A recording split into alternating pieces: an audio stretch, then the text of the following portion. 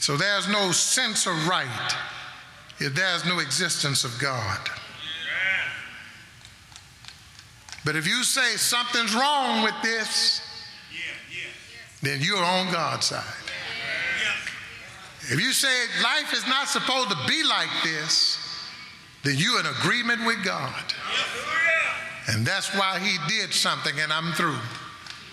He sent someone in the middle of a crisis to give you help and hope.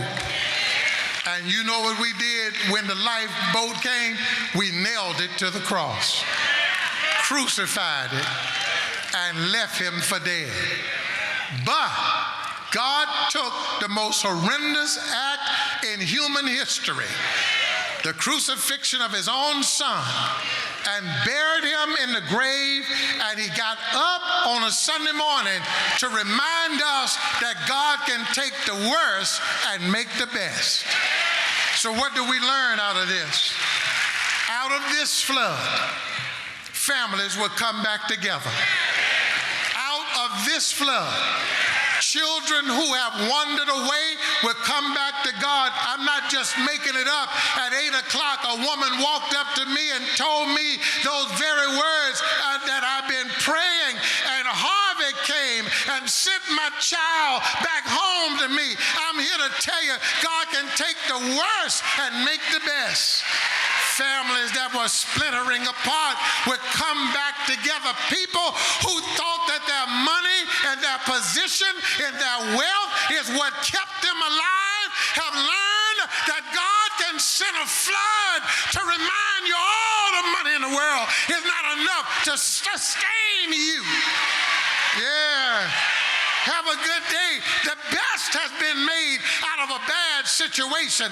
Dallas reached down to Houston, and Cajuns reached from Louisiana to Texas, and people of different ethnicities and different orientations reached out to each other because that's who we are, human beings created in the image and the likeness of God.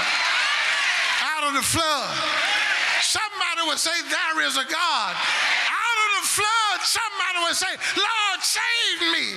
Out of the flood, God will reach down and lift somebody up. Out of the flood, somebody will say, surely,